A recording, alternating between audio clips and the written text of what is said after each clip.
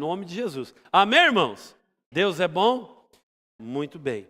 Abra a palavra do Senhor no livro de Filipenses. Irmãos, estou sentindo muita falta. O frio espantou o povo, foi? O frio espantou o povo. Mas, irmão, ninguém merece, né? Sai quase 40 para... Olha, é uma bênção aqui em quem mora em São Paulo, só quem sabe como é quem mora aqui em São Paulo, né? Filipenses 1:11. Filipenses, perdão, 1, do 1 ao 11. Nós vamos ler. Quem achou, diga amém. Povo da escola bíblica, é certeza. Irmãos, eu não sei quanto você conhece da Bíblia. Eu não sei o quanto você conhece da Bíblia. Eu conheço muito da Bíblia. Mas o que eu conheço da Bíblia é muito pouco ainda perto do que a Bíblia tem para dizer.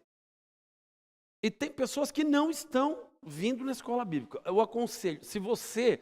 Eu até deixo passar aquela pessoa que trabalha longe, madruga, né? Aí só tem o domingo para dormir até um pouquinho mais tarde, né? Só tem o domingo.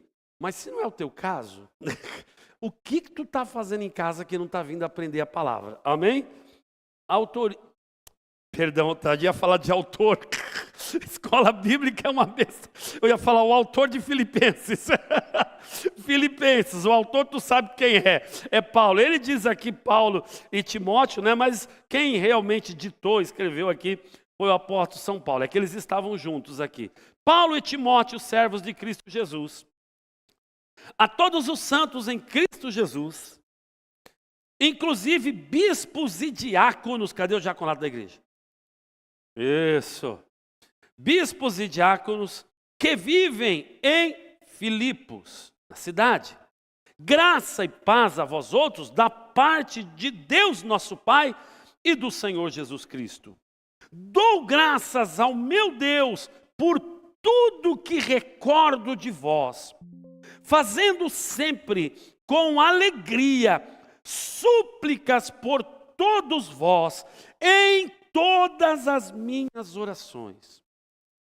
Paulo devia amar muito esse povo. Amém, irmãos? Olha, eu vou repetir. Dou graças ao meu Deus por tudo que recordo de vocês, fazendo sempre com alegria súplicas por todos vós em todas as minhas orações. Ou seja, ele nunca se esquecia desse povo da igreja que foi fundada em Filipe. E ele diz, pela vossa cooperação no Evangelho. Aí ele fala o motivo. Aqui ele fala o motivo porque ele nunca esquece.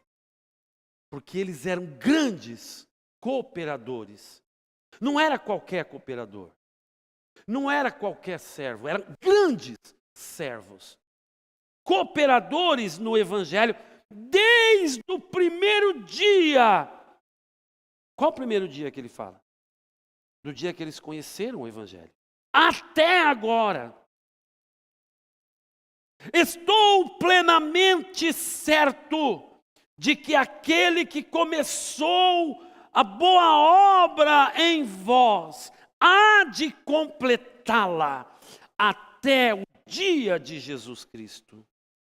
Aliás, é justo que eu assim pense de todos vós, não de alguns. Olha o que ele fala. Aliás, é justo que eu pense assim. Alguém liga as luzes da igreja, por favor? De todos vós. Não é de alguns, ele está lembrando de todas as pessoas da igreja lá de Filipos. E aí ele continua. Porque vos trago no coração, seja nas minhas algemas, seja na defesa e confirmação do Evangelho, pois todos sois participantes da graça comigo. E ele está dizendo, se eu estiver preso, algemado, eu estou me lembrando de vocês. Por quê? Porque ele sabe que é uma igreja que estaria intercedendo por ele. que estaria ajudando ele se ele precisasse. E se ele estivesse pregando o evangelho, ele estaria lembrando de falar deles enquanto ele pregava. Ele estaria lembrando da firmeza, do compromisso deles enquanto ele pregava. Eles eram motivo de orgulho para Paulo. Eles serviam, a maneira como eles faziam as coisas na igreja servia de orgulho para o apóstolo São Paulo. Olha que coisa bonita. Pois minha testemunha é Deus, da saudade que tenho de todos vós na terna misericórdia de Cristo Jesus. E também faço esta oração, que o vosso amor aumente mais e mais em pleno conhecimento e toda percepção. Ele está dizendo, e eu oro para que esse amor de vocês só aumente, e que o conhecimento de vocês e a percepção de Deus só aumente cada dia mais. Para aprovardes as coisas excelentes e serdes sinceros e inculpáveis para o dia de Cristo, cheios de fruto de justiça, o qual é mediante Jesus Cristo para a glória e louvor de Deus. Estende a mão para cá. Se alguém for me ajudar aqui. Querido e eterno Senhor da minha vida, eu te louvo, eu te amo, eu te agradeço de todo o meu coração. Deus, porque o Senhor é bom e a sua misericórdia, Deus, dura para sempre e eternamente.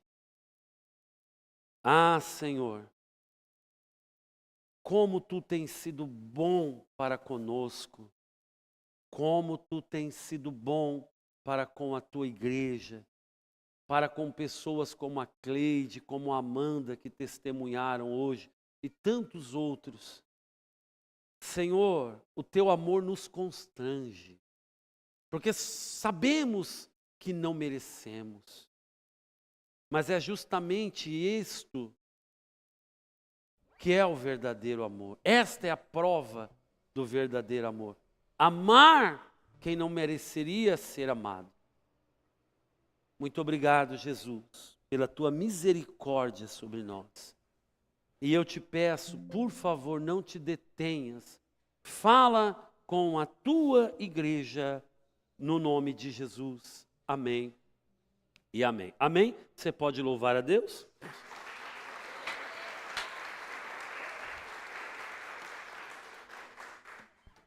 Para muitos estudiosos da Bíblia, a carta aos Filipenses é a mais bela carta da Bíblia. É uma verdadeira carta de amor do pastor para a sua igreja. Uma igreja que ele já nem mais pastoreia, mas uma igreja que ele guarda no coração com profunda alegria e orgulho. É muito claro o grande amor, vocês percebem o grande amor de Paulo por esta igreja? Consegue perceber? Mas na verdade é o grande amor de Deus pela igreja de Filipos, pelos filipenses convertidos ao Senhor Jesus. Nas cadeias de Paulo, eles eram motivo de esperança e de dizer: hoje eu sofro, mas é o tipo de igreja que valeu a pena todo o sofrimento e luta.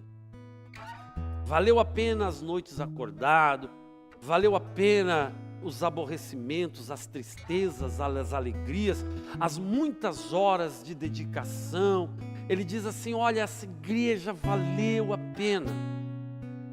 Aonde eu vou eu me lembro, aonde eu vou eu me recordo, aonde eu vou eu falo com alegria a respeito de vós. E é justo que eu pense assim de vós. É justo para vocês, é justo diante de Deus que eu me lembre de vocês, porque vocês não são qualquer igreja. Esta carta, boa parte dela é dedicada a agradecer a eles pela generosidade que eles tiveram com o apóstolo São Paulo. Amém? O apóstolo São Paulo era socorrido ele foi socorrido diversas vezes, socorrido financeiramente por esta igreja. Ele foi socorrido em oração e em jejum o tempo todo do seu ministério terreno, depois da fundação desta igreja. E ele agradece na carta pela generosidade. Ele cita em Coríntios, se eu não me engano, a generosidade da igreja, que ele chama a igreja da Macedônia, porque ficava na região da Macedônia. Que não me socorreu apenas uma, mas muitas vezes quando eu precisei. E ele ainda diz, eu tive em abundância, porque fui socorrido por vocês. E ele diz lá que eles, em um momento, eles socorreram as igrejas, não apenas eles, mas eles socorriam as igrejas aonde Paulo iria pregar ou onde ele iria fundar. E diz que eles eram tão generosos que eles davam ainda acima do que eles podiam dar. Como é que uma pessoa dá acima do que ela pode dar? Como é que faz? Quem sabe como é? Eu quero dar acima do que eu posso, ou seja, eu tenho, vamos supor, eu tenho 100, mas eu quero dar 200, mas eu só tenho 100, como é que eu faço para dar 200? Alguém? Eu acho que a maneira que eles acharam foi pegar e ou vender alguma coisa para ter o que Paulo estava solicitando, aquilo que era necessário para atender ao Evangelho do Senhor, a boa nova, para mostrar para as pessoas aonde ele estava pregando, que o Evangelho não era apenas de palavra. Talvez Paulo chegou numa nova cidade para fundar uma nova igreja, e aí ele pregando sobre o amor de Cristo, sobre a generosidade do povo, talvez ele tinha dito, vocês querem ver só como é, o que o povo de Deus é? Pegou o celular, ligou lá, cadê o pastor da igreja aí de Filipe? Chama ele aí. E aí, pastor, como é que tá as coisas? Tá difícil aqui, hein, pastor? E a igreja aí, está prosperando, tem ar-condicionado, tem banco estofado, porta de vidro. Não, tem nada disso não, aqui nós estamos sentados no chão mesmo assistindo. E aí, como é que está o teto da igreja? Não, nós estamos debaixo da árvore. Puxa, está feia a coisa aí, né? Tá. Porra, mas é que eu estava precisando de um dinheiro para fundar uma igreja aqui. Não, mas aí tudo bem, isso aí não é problema. Como não é problema? Não, nós vamos ajudar. Mas vocês não têm, mas não tem problema. Nós vamos dar um jeito. Eu acredito que, tirando o celular, era bem assim que acontecia. Era bem assim que acontecia. Eles davam e se davam. Eles doavam e se doavam. Se eles doavam financeiramente o que eles não podiam, imagina a doação de tempo deles. Imagina a doação de mão de obra deles. Imagina o tamanho do coração deles em fazer as coisas para Deus. Paulo só podia ter boas recordações. Paulo só podia mesmo mencioná-los em todos os lugares que ele ia. Paulo só podia se lembrar dele, trazendo esperança para si mesmo, quando ele estava preso.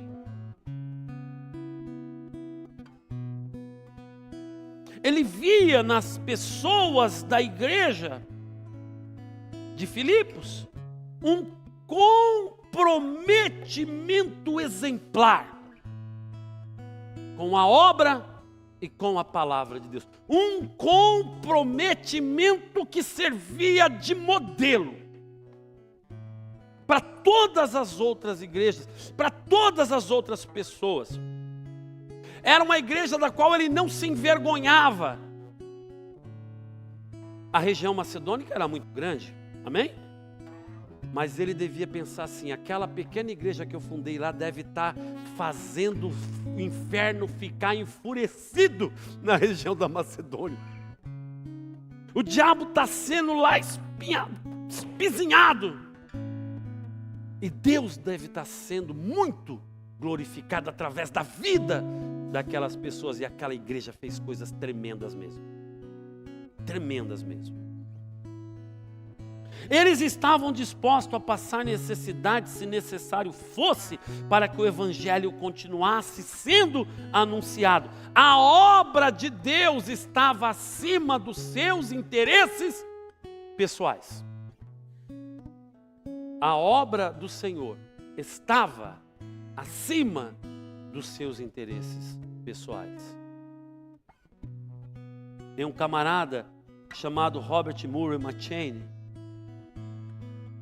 Robert Murray McCheyne foi um jovem pregador escocês. Morreu aos 29 anos de idade. Ia completar 30 ainda quando ele faleceu. No século XIX, 1800 e lá vai fumaça, foi a época que ele viveu esses 30 anos de vida. Esse homem foi tão dedicado à palavra, ao evangelho, à igreja, às pessoas. Ele se doou de uma forma tão poderosa e tremenda que ele esqueceu de si mesmo. E ele morreu aos 29 anos, doente por ter se esquecido de si mesmo. A célebre frase dele é: Deus me deu um cavalo e uma mensagem. Eu matei o cavalo e agora já não posso mais levar a mensagem. O cavalo era ele e a mensagem era a palavra. No leito de morte ele disse: Deus me deu um cavalo e uma mensagem. Eu matei o cavalo. Ele poderia ter se cuidado mais. Ele poderia ter vivido mais tempo, em outras palavras, para pregar mais o evangelho. Mas ele deixou um legado gigante. Poemas, livros, almas salvas, batizadas. Um histórico gigantesco, um legado enorme diante de Deus e das pessoas. Matei o cavalo. A tristeza dele era não ter cuidado do cavalo para poder pregar mais, para poder ter mais tempo para se dedicar. Tem pessoas que passam a vida se dedicando a si mesmas, se dedicando às suas famílias, se dedicando aos seus negócios, se dedicando aos seus problemas, se dedicando às suas lutas, se dedicando aos seus sonhos. E tem pessoas que se dedicam aos sonhos de Deus, às vontades de Deus. E não necessariamente, como eu já tenho pregado, tem que abrir mão daquilo que Deus te deu. Pelo contrário, tem que cuidar. Tem que cuidar da família, tem que cuidar dos negócios, tem que cuidar das finanças, até para ter bom testemunho. Tem que estar com o nome limpo, tem que prezar. Tem que ser uma pessoa de honra, tem que ser modelo. Mas essas coisas não podem estar em primeiro lugar. Louco. Agora que tu ganhou o mundo, o que tu vai fazer com a tua alma? Então, diante de um povo assim, diante de uma igreja assim, Paulo só podia dizer: estou bem certo, eu tenho certeza que a obra que Deus começou, sendo vocês quem são, comprometidos como são, generosos como são, Deus vai completar essa obra. Deus não vai deixar a obra na vida de vocês pela metade. Deus não vai deixar a obra na família de vocês pela metade. Deus não vai deixar a vida financeira de vocês pela metade. E até Cristo voltar, a salvação de vocês vai estar confirmada. Ele só podia dizer e só podia pensar dessa forma. Por que Paulo estava tão certo? O outro motivo pelo qual Paulo estava tão certo é porque Paulo conhecia Deus. Paulo era íntimo de Deus. Paulo sabia quais as promessas que Deus tinha para aqueles que eram fiéis. E Paulo olhava para eles: esses caras são fiéis, e eu conheço Deus, Deus vai honrar. Deus vai honrar eles. Olha o que a palavra de Deus diz. Malaquias capítulo 3, eu sou o Senhor e eu não mudo. Deus não muda. Se Ele falou que ia abençoar os fiéis, Ele vai abençoar. Paulo sabe, meu Deus não muda. Meu Deus não é volúvel, instável. Um dia está bem, outro dia está mal. Um dia me ama, outro dia não me ama. Um dia fala que vai me abençoar e outro dia me destrói. Deus não é assim. Deus é assim, irmãos? Paulo conhecia muito bem quem era Deus. E Paulo conhecia a atitude das pessoas da igreja de Filipe. Então Paulo estava certo, não, Deus vai fazer. Tiago 1,17. O Senhor não muda e nele não há sombra de variação. Deus não é emocionalmente instável. Deuteronômio 23:19b. Tendo Deus falado, não o fará? Deus não é homem para que minta, nem filho do homem para que se arrependa. O que Ele prometeu, Ele vai fazer. Deus não é imaturo. Porém, as bênçãos de Deus estão condicionadas à nossa constância, à nossa maturidade e ao nosso compromisso com a sua obra. Você pode até achar que não é. Você pode até pensar que eu não preciso ser tão comprometido assim. Você pode até achar que não precisa. Tudo bem, é o teu direito.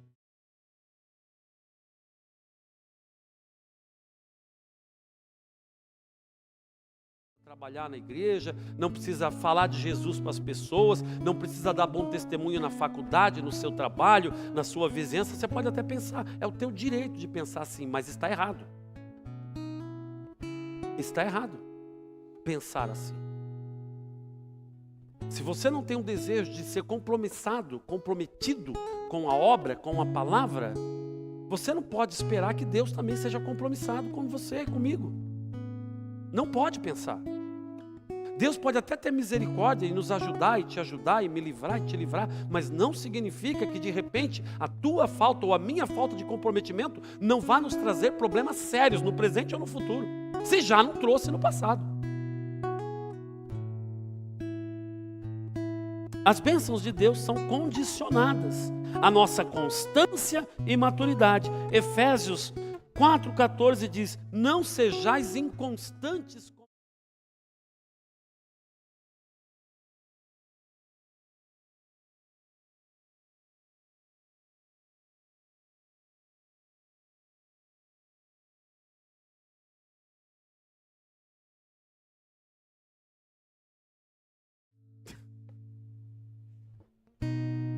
O pastor fica me cobrando para vir na escola bíblica. O pastor fica mandando mensagem para eu não faltar. O pastor fica ligando para mim quando eu não venho na igreja. O pastor é um pé. E eu ia dizer, não vou dizer. É um pé só. Eu não gosto. O que Deus me pede para fazer é forjar na igreja, forjar dentro da igreja, o caráter dele. Personalidade dele, o amor dele. É por isso que eu cobro, é por isso que eu peço, é por isso que eu sou chato, é por isso que eu sou insistente.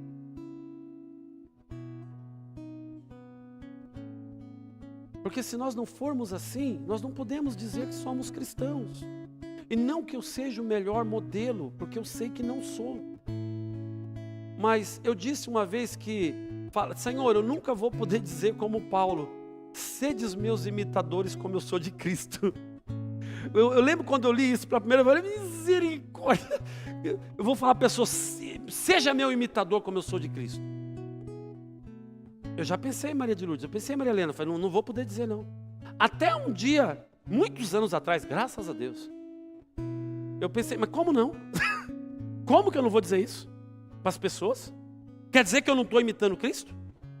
Sede meus imitadores, como eu sou de... Cristo falava, o meu pai trabalha até agora e eu trabalho também. Como que eu não vou trabalhar? Jesus lava os pés dos discípulos. Pedro todo exagerado, não, o meu não vai lavar. Se não deixar, eu não tenho parte contigo. Lava até a cabeça, não, a cabeça já está pura. Paulo era exagerado, Pedro, perdão, era exagerado. Como que eu não vou ser imitador? Como que eu não vou poder dizer para as pessoas, sede meus imitadores? O máximo que eu posso dizer, ó, cuidado quando eu errar. Sabe aquela história do pai ensinando o filho? Filho, toma muito cuidado por onde você anda quando você crescer. Filho, não sei o quê. O filho olha para o pai, não, toma cuidado você, eu só estou te seguindo. Você que tem que tomar cuidado onde você anda, eu só estou olhando para você. Se o pai e a mãe é fiel, o filho vai ser fiel. Se o pai e a mãe andam no caminho, o filho vai andar no caminho. Se o pai e a mãe é modelo como profissional, o filho vai ser, a filha vai ser. Se é modelo como servo, amém?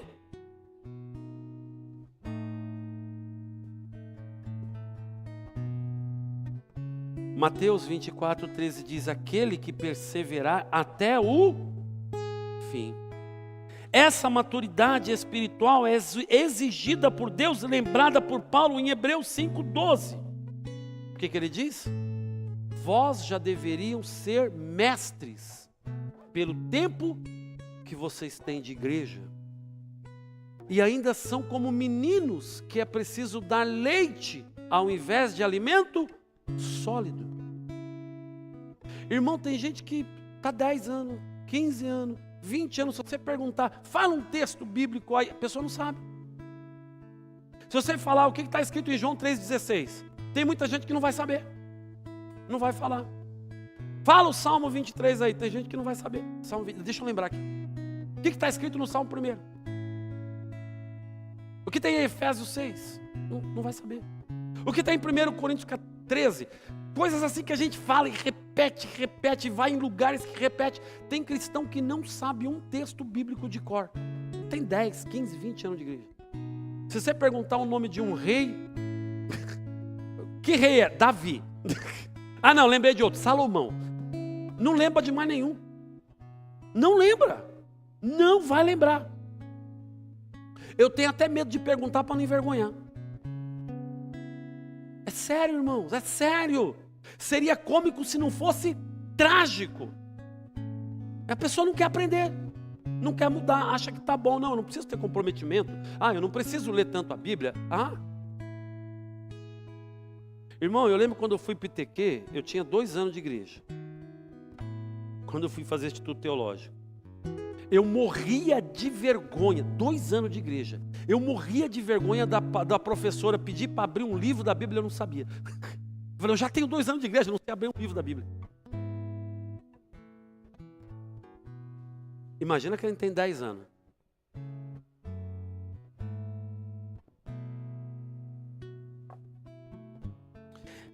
Essa maturidade é exigida por Deus e lembrada por Paulo. Vocês já deviam ser mestres. Já devia ser mestre. Os filipenses eram maduros e Deus sabia. A maturidade vem com o tempo, mas não precisa muito tempo assim. Não precisa tanto tempo assim. Como é terrível, irmãos, ver cristãos antigos que não têm maturidade, não sabem levar uma bronca, não sabem reconhecer um erro, não consegue reconhecer que errou, que está errado, por mais que você está aqui, ó, aqui, não consegue reconhecer, ainda fica com raiva, se você brigar, ainda fica com raiva. A vida não é uma corrida de 100 metros, irmãos, ela é uma maratona. Quem já viu o queniano correr? Quem já assistiu maratona aí? Quem já viu o queniano correndo? Já viu os quenianos correndo? Ai, caramba. A gente já até sabe quem vai ganhar. Primeiro, segundo, terceiro. Quantos quenianos tem correndo? Tem 3. Então pronto, acabou. Eu vou só fazer... É lógico que houveram exceções, a história registrou. Mas, irmão, quando tem queniano na parada, esquece.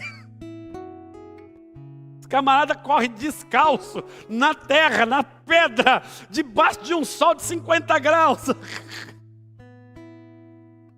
Mas ainda assim, eles têm o quê? Estratégia. O queniano está lá, começa a corrida. Está no meio da corrida. Está no fim da corrida.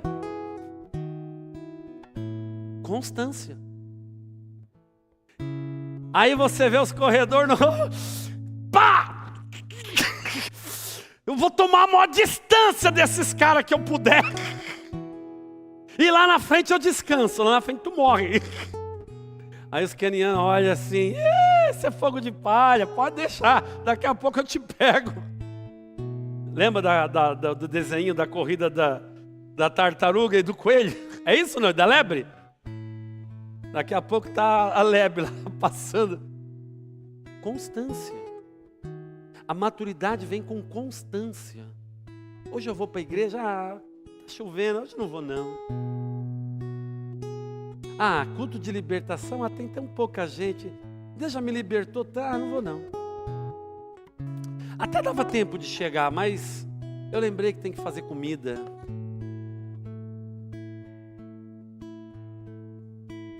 Mas tem uma campanha, vai começar aquela campanha, eu estou precisando tanto. Por que para uma coisa arruma e para outra não?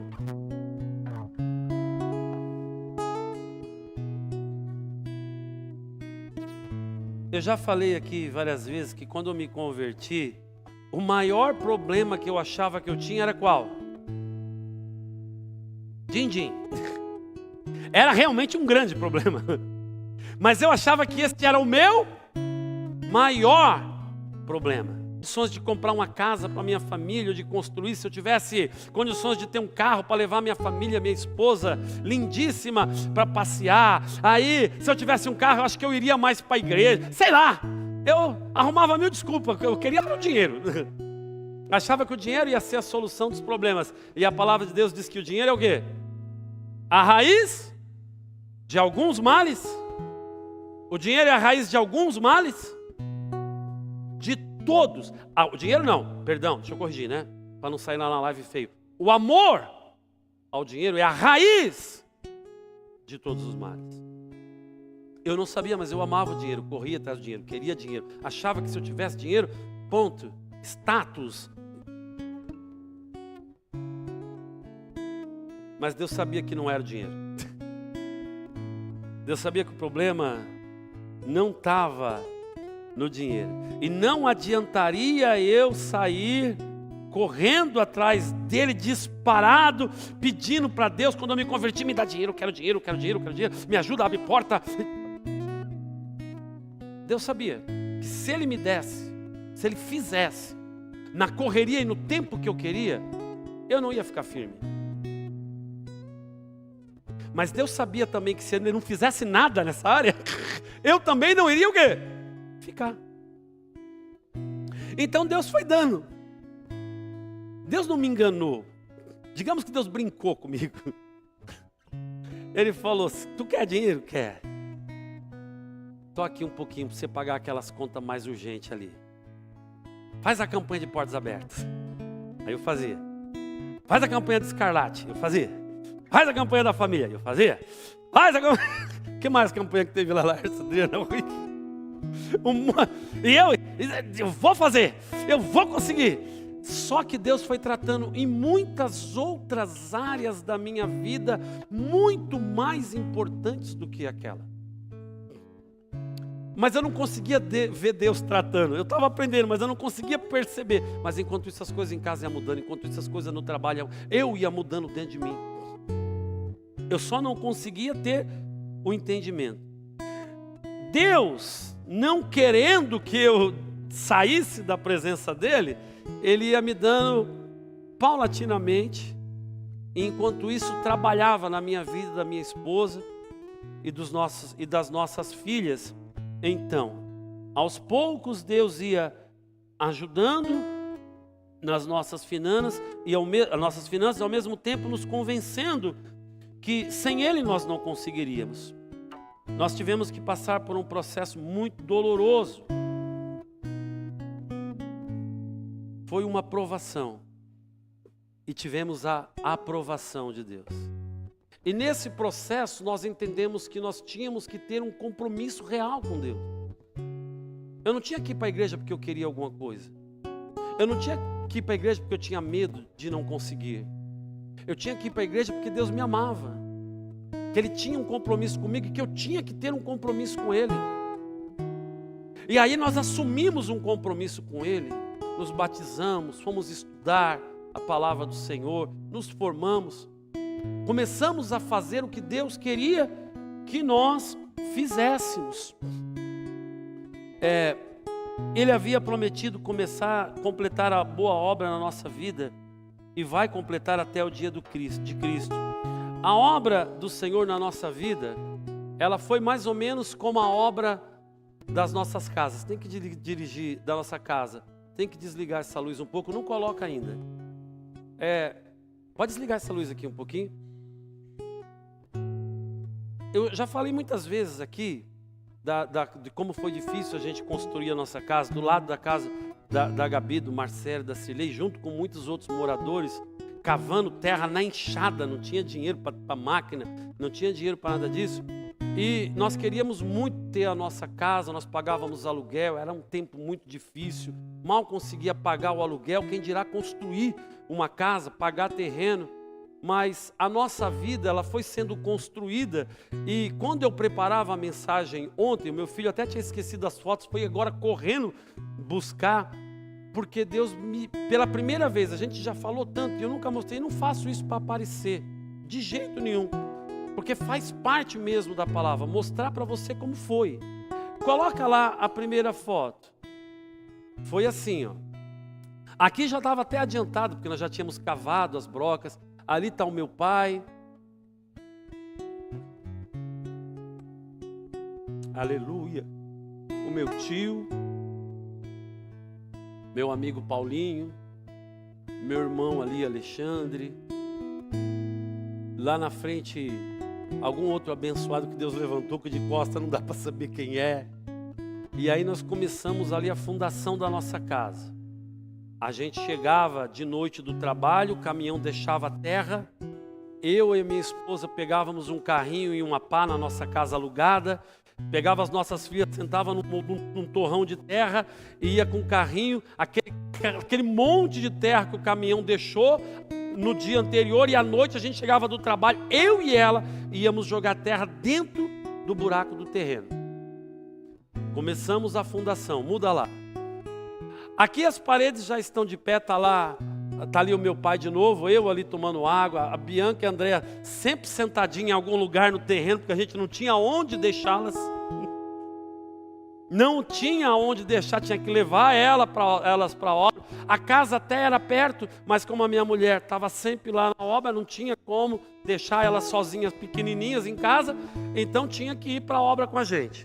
Ali tem a sala, bom, isso aí tudo depois foi mudado, mas muda lá. Aqui era o porão, ali é o meu tio, né? Esse porão é uma bênção, guardou coisas da igreja até pouco tempo atrás, lotado, onde não dava para guardar as coisas dos eventos da igreja, nós guardávamos nesse porão. Foi arrombado, foi assaltado, depois que a gente colocou a laje, porta, levaram um monte de material embora, e já era tão difícil, ainda roubaram. Muda lá. Ali sou eu já, a parede quase em ponto de laje em cima da escada, o nosso carrinho velho ali do lado, batido, tá vendo que tem uma cor esquisita, não foi de propósito aquela lá. Carro esse que eu perdi num acidente.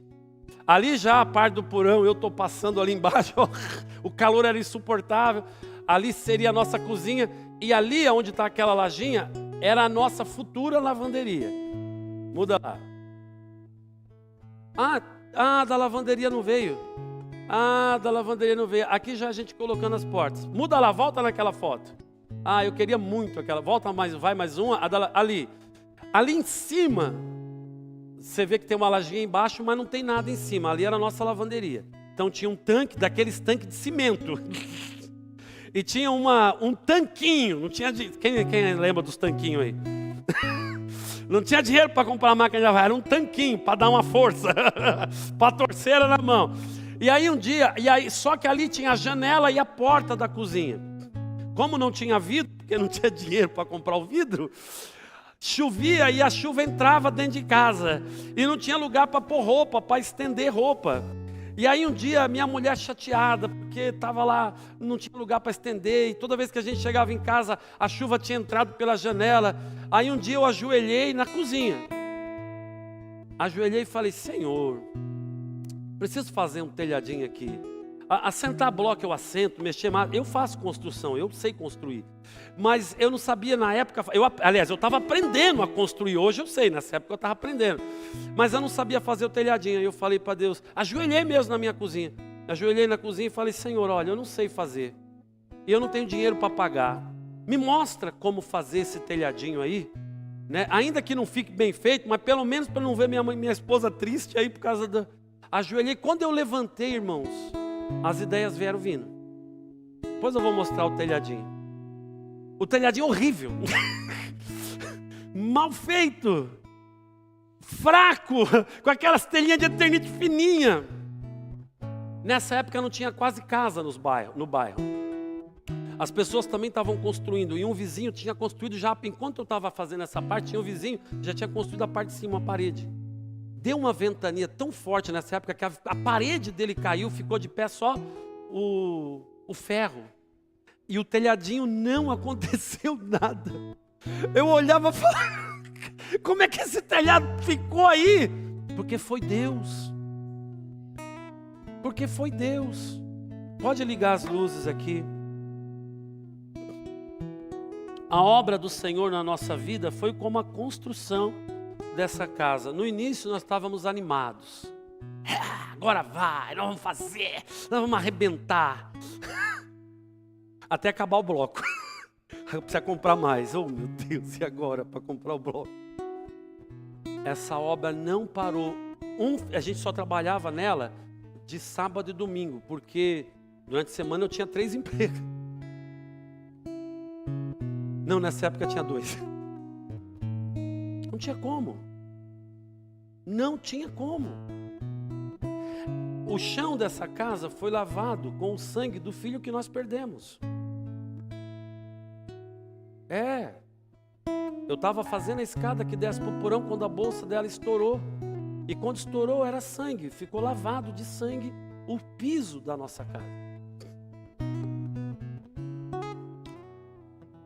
Existe uma história. Às vezes a gente olha, irmãos, e fala assim, puxa, o pastor é chato, puxa, o pastor é exigente, puxa, não sei o que. A gente sabe o que a gente passou. A gente sabe como se faz para chegar aonde se chega. Aí no começo era benção. Até às vezes você começa a caminhar com Deus, agora vai, é benção. E você pensa que vai ser sempre, e não é. A vida com Deus também tem as dificuldades. Jesus disse que no mundo tereis aflição, mas tenha bom ânimo. Chegou um momento que não tinha mais dinheiro para fazer, teve que parar. Mudamos do jeito que ela estava. Por quê? Porque não dava. E mudamos agradecidos, gratos a Deus pela obra que Ele estava fazendo, não na casa, mas nas nossas vidas. Assim como a casa foi palco do sangue que foi derramado ali do nosso filho, ela também foi palco de muitas libertações e curas. Irmãos, as minhas filhas viram muitas libertações e curas na sala daquela casa sem piso, naquelas janelas sem vidro. Muitos milagres aconteceram naquela casa. Cultos e mais cultos aconteciam ali, para a glória do Senhor. Porque a nossa casa era a casa de Deus. Ela já era uma igreja, nós já tínhamos começado uma igreja ali e não sabíamos.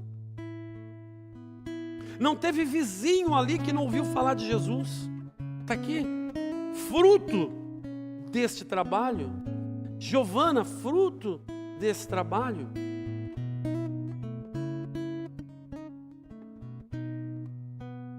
Vale a pena, irmãos. Vale a pena ser comprometido, vale a pena. Minhas filhas eram criança, Gabi era quase um bebê, hoje está aqui, passou a juventude, ela já está uma adulta, casada com um servo de Deus, com um filho, Tito, servo de Deus. E vai ser assim com a Giovana, está sendo assim com os meus filhos que estão casando. É assim que é para ser, irmãos. Não pode ser diferente. Tem problemas? Claro que tem. A casa parecia que nunca ia ficar pronta. Às vezes a obra de Deus na nossa vida parece que nunca vai acabar, não é verdade? Mas Deus vai terminar. Deus vai fazer. No período da construção dessa casa, Deus também construiu uma nova vida para nós. Nós sabíamos que Deus era fiel para cumprir aquilo que prometeu. Ele era fiel para completar a obra. E Ele completou. Cadê as fotos lá? As próximas. Apaga a luz aqui de novo. Vira lá. Ali, essa varanda, essa aí onde você está vendo essa parede de frente, essa escada é onde eu estava construindo quando a bolsa da minha esposa estourou. Ali é a lavanderia. Vira a foto. Ela tem 3 andares. Muda lá. Garagem, muda lá. Acho que acabou. Pode tirar. Nós fizemos o melhor que nós podíamos. É uma casa simples, é uma casa muito boa. Mas você viu como foi o começo? Hoje ela é muito bem avaliada, o valor de mercado é alto. Só que hoje a gente nem mora mais lá. Não moramos mais. Para a tristeza da Giovana. Por que nós não moramos mais lá? Porque Deus começou outro processo. Outro tratamento, outra construção. E a casa não é mais importante. O lugar não é importante. Aliás, nós nem temos a pretensão de voltar para ela. Espero que não precise. Por quê? Porque não é importante. Mas ela é um símbolo. Ela é um símbolo da fidelidade de Deus nas nossas vidas. Ela é um símbolo do amor de Deus. Ela é um símbolo. E eu posso fazer uma clara analogia. A construção da casa, a construção das nossas vidas, dos nossos filhos, de quem somos hoje. Foi ali que Deus trabalhou o nosso coração. Foi ali que nós vimos a fidelidade. E cada mover de Deus, cada milagre que Deus ia fazendo a cada semana. Estando cansado de uma semana terrível de trabalho, de muita humilhação muitas vezes, e ter que chegar de noite, carregar terra, ter que chegar, levantar bloco. A minha mulher lá em cima e eu jogando os blocos, ela pegando lá em cima para agilizar para o pedreiro. Não é fácil, irmão, dizer que vai ser não é. Ter compromisso verdadeiro com Deus não é fácil, é para quem tem vontade, é para quem tem força. Não é para quem vai, eu tenho um compromisso, depois ficar reclamando porque está fazendo as coisas. Ou fica falando que já fez demais. Não é assim. Quer que Deus construa uma vida sólida para você? Tem que ter compromisso. Tem que haver compromisso. Meu marido não quer, não importa se ele não quer, queira você. Os meus filhos não querem, não importa, faça você. A minha esposa não quer, faça você. Os meus pais não querem, venha, porque depois eles virão também, os meus vieram. Seja você comprometido. Seja exemplo. Sirva a Deus de verdade. Coloque Deus acima dos seus interesses pessoais. Irmãos, coloque Deus acima dos seus interesses pessoais. Mostre para Deus que você merece ser lembrado por Ele. Eu tenho que falar que eu sou meio como Paulo. Sabe quem eu lembro mais o tempo todo? Eu lembro de todos vocês, mas sabe quem eu lembro mais? Quem mais ajuda a gente na obra de Deus?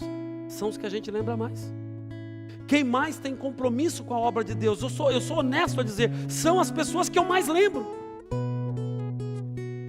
Ao passo que eu também me entristeço com as pessoas que eu sei que poderia fazer mais, mas não faz. Tem potencial para fazer mais, mas não faz. Como você quer ser lembrado? Você quer estar constantemente nas minhas orações, como os filipenses estavam constantemente nas orações de Paulo? Ou você vai ter que ficar me lembrando todo dia? Pastor, lembra de mim? Pastor, ora por mim? Pastor... Se você for comprometido, Deus não vai me deixar esquecer. Porque Deus não deixava Paulo esquecer. Deus não vai... E se eu esquecer, Deus vai fazer outro lembrar de você. Enxergar a tua luta. Deus nunca vai esquecer, Ele vai escrever um memorial. Malaquias, eu escreverei um memorial com teu nome diante de mim, diz o Senhor.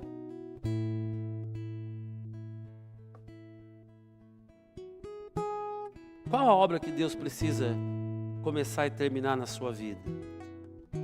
Porque Malaquias 3,18, ele diz claramente, eu faço diferença entre o que me serve e o que não me serve. Deus ama igual? Irmãos, Deus ama igual, mas Ele faz diferença entre o que serve e o que não serve a Ele. Existem casas muito mais bonitas do que a minha, muito mais bem localizadas do que a minha casa da minha esposa, do que aquela. Casa muito mais caras, muito mais bem decorada, aquela casa é muito simples, ela é muito simples, ela é igual a qualquer casa por aí. Mas ela é um símbolo do amor de Deus por nós. Ela é um símbolo do cumprimento da promessa de Deus para nós. Mas eu estar aqui hoje, a minha família estar aqui hoje, é um símbolo muito maior da construção que Deus fez na nossa vida. Quer que seus filhos estejam com você? Construa-os. Cobre-os. Exija. Como Deus exige de nós. Comprometimento. Ação. Amém, irmãos? Amém? Se você quer que Deus faça uma obra e complete essa obra na sua vida. Pastor, a casa está terminada? Não, essa aqui também não. Quando que essa obra vai ser completa? Quando Jesus voltar, no dia de Cristo. Aquela casa ainda tem coisa para fazer, essa aqui também. A minha casa, a minha família ainda tem coisa para fazer. E Deus vai fazer, dependendo do nosso comprometimento. Como você quer sair daqui hoje? Do mesmo jeito? Amanhã vai trabalhar falando as mesmas piadinhas? Rindo das mesmas coisas? Criticando, quem sabe, a mensagem? Foi uma direta ou foi uma indireta? É assim que você quer sair daqui? Ou você quer sair daqui dizendo, não, eu quero que Deus complete a obra. A obra parou por minha causa, as coisas não têm andado por minha causa, ou anda numa área e não anda na outra por minha causa. Reconheça que está errado, reconheça que precisa de mudança. Diga para Deus, eu quero mudar. Peça perdão para as pessoas, peça desculpa. Aí Deus vai poder fazer a obra.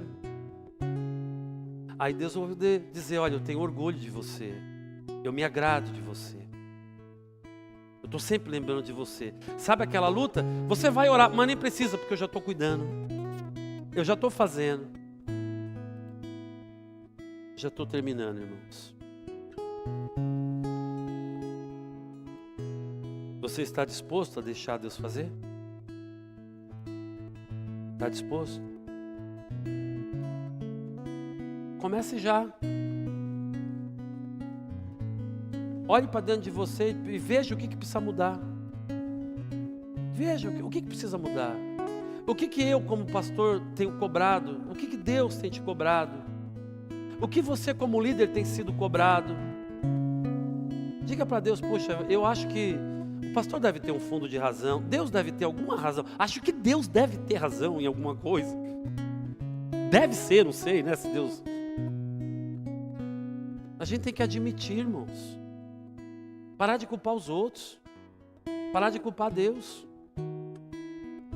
Amém? Dizer, não está dando errado. Eu sempre digo que não tem só um lado errado. Nunca tem. Até o lado de não ter ficado quieto, às vezes está errado, porque era para ter ficado quieto. Tem hora de calar e hora de falar. Não é assim? Ou não é assim que está escrito? Tem hora que é para falar, mas tem hora que é para ficar quieto. E na hora que era para ficar quieto, tu falou. Aí perdeu.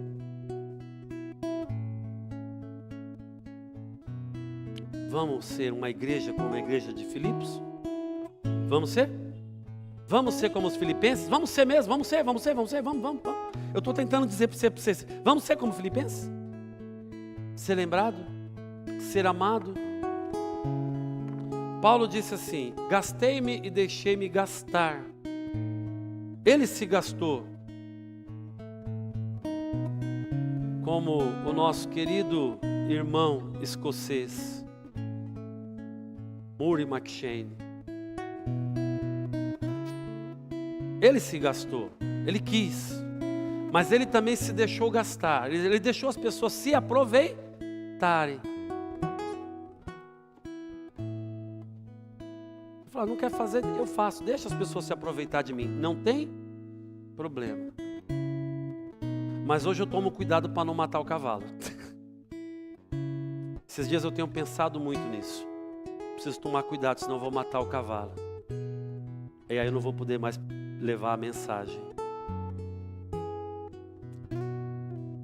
Quem está entendendo, diga amém. A grandeza do poder, Jesus, meu bom. Não existe nada melhor do que ser amigo de Deus.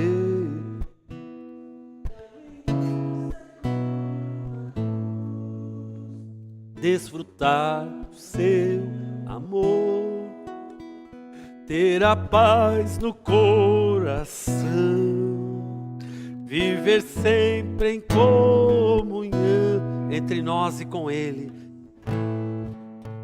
perceber a grandeza do poder de Jesus, meu bom. Não existe nada melhor.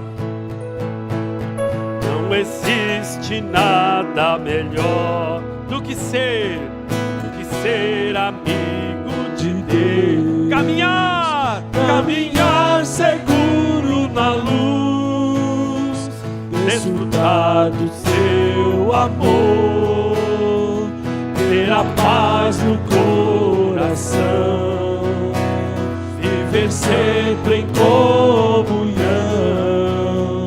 e assim perceber a grandeza do poder de Jesus,